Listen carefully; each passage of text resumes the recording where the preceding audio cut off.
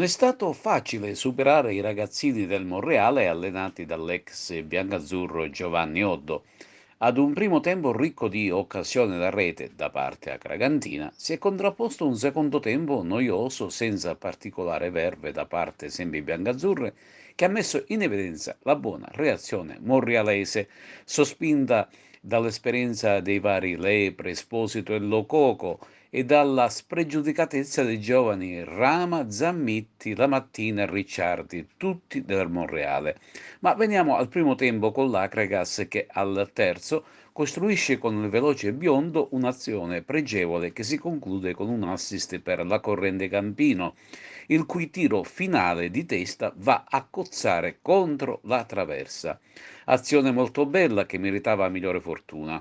Al sesto il Monreale capitola, biondo e fionda una punizione millimetrica al centro d'area avversaria, Pirrone anticipa tutti e di testa gonfia la rete. È il vantaggio che prelude ad una gran messa di reti, ma non sarà così.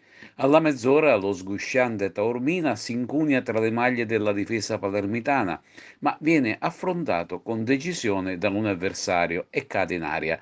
Calcio di rigore netto. Sul dischetto si presenta Campino, breve rincorsa, ma la botta termina al lato. Nel secondo tempo l'iniziativa passa al Monreale.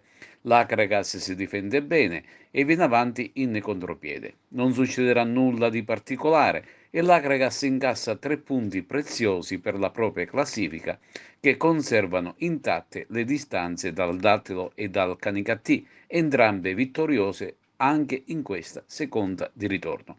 Domenica sarà sfida esterna con il Castellammare, una gara da vincere a tutti i costi per non perdere ulteriore terreno dalle due battistrada. Una partita da due volti, un primo tempo in cui l'Acragas poteva segnare anche più di 2 reti, un secondo tempo in cui è venuto fuori questo Monreale dei giovani che in certi momenti vi ha messo anche un po' in difficoltà. Sì, sono state 2 partite effettivamente. Primo tempo bene, la squadra ha tenuto il campo alla grande, siamo entrati subito in gol, potevamo sicuramente farne qualche altro, poi il rigore sbagliato probabilmente ci ha messo un pochettino di frenesia e ci ha condizionato probabilmente un pochino, però ci può stare perché sbagliare un rigore è da uomini normali, non c'è niente di male, anche un cannoniere come Peppe Gambino ci può stare, può succedere a tutti, quindi non ci attacchiamo sicuramente a quello. Secondo tempo invece che dovevamo ragionare un po' di più, c'è stato un po', qualcuno ha cominciato ad avere qualche problema fisico, un po' di calo c'è stato, Pirrone che veniva sicuramente da un momento difficile, dovevamo recuperarlo, qualcuno si è lamentato addirittura che non l'ho fatto giocare a Mazzara, non ci stava assolutamente perché io, il ragazzo, prima viene la persona, prima del giocatore, il giocatore non avendo un supporto medico, cioè non avendo potuto fare una diagnosi precisa di guarigione, io non potevo schierarlo, me lo sono portato in panchina per correttezza, ma non potevo schierarlo sicuramente perché un'altra ricaduta significherebbe fargli finire l'annata. Quindi piano piano cerchiamo di recuperarlo.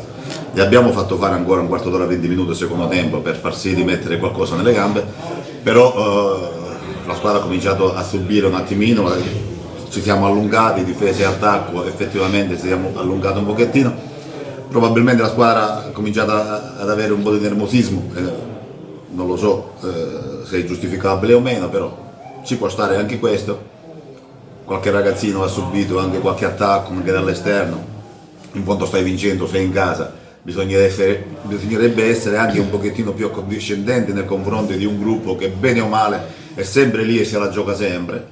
Un primo tempo che l'Acragas poteva anche siglare più di 2 reti, una traversa, un calcio di rigore mancato. Poi nel secondo tempo il pallino del gioco è passato tra i piedi della tua squadra. Che è successo?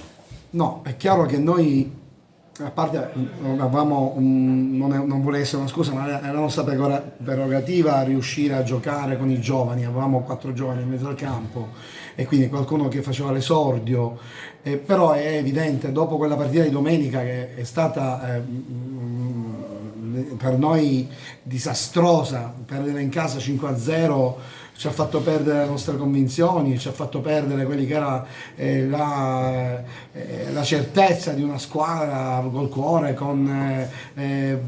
giocando per la maglia. e quindi per noi questo è stato veramente un punto di partenza. Parecchie vicissitudini ci hanno attanagliato negli ultimi periodi, perché evidentemente c'è stata una crisi tecnica, c'è stata una situazione che io desidero e continuerò a dire implausibile. Non si può giocare una categoria dilettante, giocare il 29 dicembre per una partita che non abbiamo voluto noi. Il vento era a 120 km/h, non si poteva giocare. Farci giocare il 29 è stato per noi, ha distrutto quelle che erano le nostre convinzioni, perché parecchi se ne sono partiti dai nostri atleti. Noi devo dire che abbiamo rimborsi spese, cioè quindi non possiamo assolutamente condizionare nessuno, anche se delle regole esistono. Per cui la squadra si è spaccata in due, bisogna dirlo, quindi abbiamo dovuto ricompattare, abbiamo dovuto ritrovare quello che è il nostro spirito battagliero di squadra povera in questa categoria, che peraltro non c'entriamo niente oggi, visto le società che militano in questa categoria regionale. Però oggi i ragazzi hanno dimostrato di recuperare questo atteggiamento di cuore. Per noi è stata una prestazione importante e io personalmente sono contento, perché perdere con l'Agragas 1-0 nel campo della squadra, una delle più forti, con un pubblico che dà i brividi e ti fa capire quello che è il calcio vero, abituati a giocare con 100 persone, con 50 persone, dico, e tutto diventa diverso. Quindi faccio i complimenti, scusate se mi dilungo, ai miei ragazzi, perché sono stati veramente bravi, hanno recuperato quella che è il cuore e la mente, perché non si gioca con le gambe, purtroppo è così, si gioca con la testa e con le gambe, e quindi è con il cuore.